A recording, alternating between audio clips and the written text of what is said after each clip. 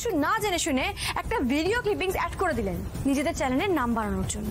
এরপরে ওখানে ফেরা আমার পক্ষে সম্ভব নয়।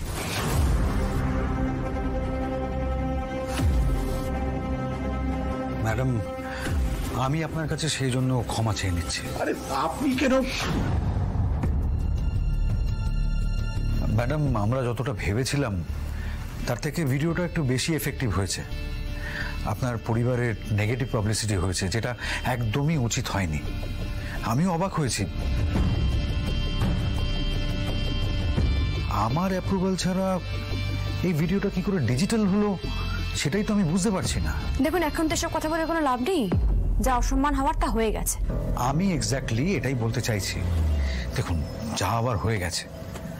আমরা আমাদের ভিডিওটা সমস্ত জায়গা থেকে ডিলিট করে দিয়েছি, কিন্তু আপনি শুটিং এর দিন যা যা বলেছিলেন, মানে যে ফুটেজটা লিক আউট হয়েছে, সেটা আমরা সম্পূর্ণভাবে ডিলিট করতে পারছি না, রয়ে যাচ্ছে।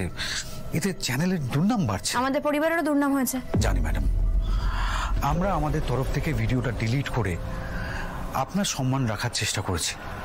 এবার আপনি আমাদেরকে কোঅপারেট করুন, আমাদের পাশে দাঁড়ান। দেখুন, চ্যানেলের দুর্নাম ঘোচানোর একটাই পথ, আপনাকে শোতে ফিরে আসতে হবে। আমি বুঝতে পারছি, কিন্তু অদ্ভুত ব্যাপার। আমি যেটা বলছি সেটা একটু ভালো করে শুনুন। মানুষের কাছে এই শোয়ের আর চ্যানেলের গ্রহণযোগ্যতা বাড়াতে, মানে আমাদের এই শোতে যে কোনো রকম কারচুপি হয় না সেটা বোঝাতে আমরা ফার্স্ট এপিসোডটা আবার শুট করব। আমরা সংবাদ মাধ্যমকে জানিয়ে দেব আপনার যে ফুটেজটা ভাইরাল হয়েছিল সেটা আদপেও ফার্স্ট এপিসোড ছিলই না, একটা টেকনিক্যাল চেক ছিল।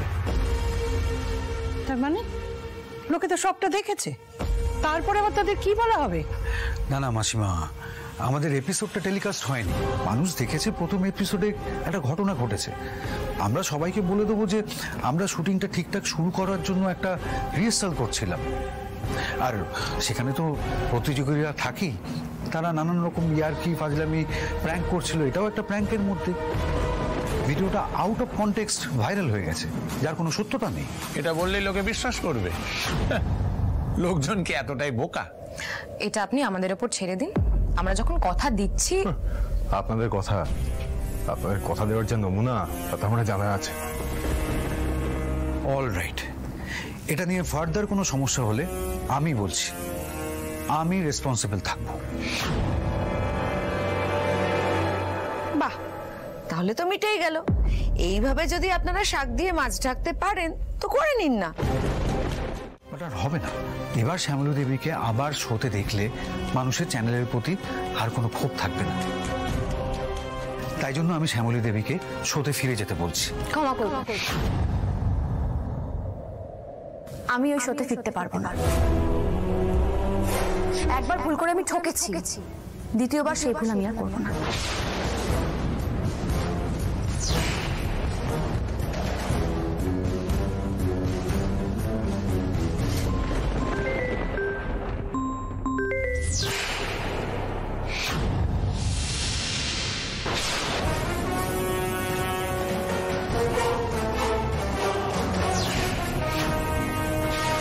ফোন করার টাইম পেল না।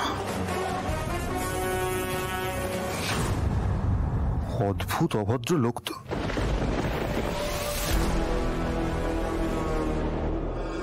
হ্যালো, এখন আমাকে ফোন করবেন না।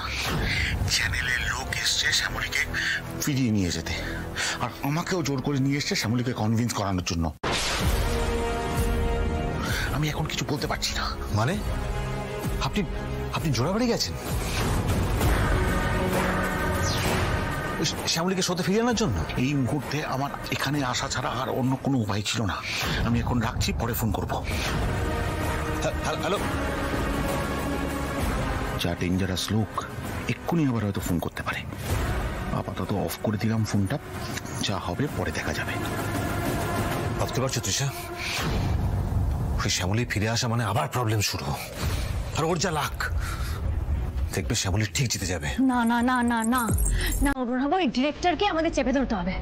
ও এতগুলো টাকা নিয়েছে ইয়ার্কি মারার জন্য নাকি? আবার ফোন করছি আমি, দাঁড়াও।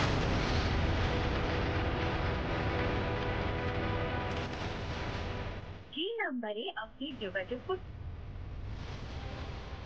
সেটি এখন সুইচ অফ আছে।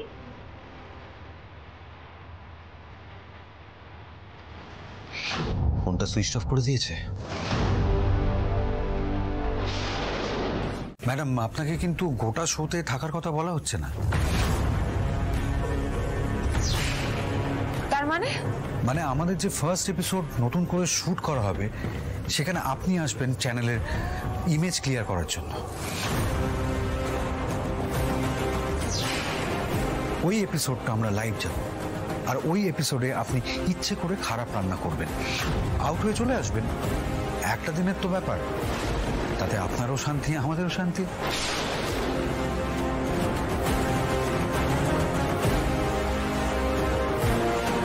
মামুনি ঠিকই বলেছে, সবকিছুর জন্য আমি দায়ী। আমার জন্য সবকিছু হচ্ছে। শ্যামলী, মায়ের কথা কেন ধরছো বলো তো? জানোই তো রেগে গেলে মায়ের মাথা ঠিক থাকে না।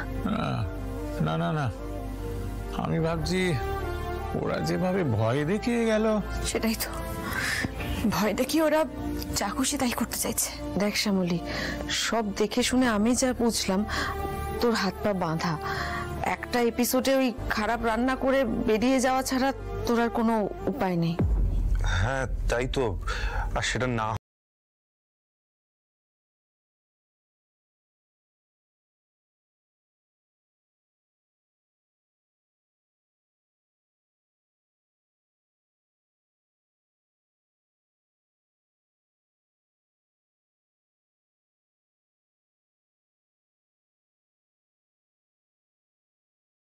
আমরা সবাই শ্যামলীর পাশে দাঁড়াবো। ও যেটা চাইবে সেটা হবে।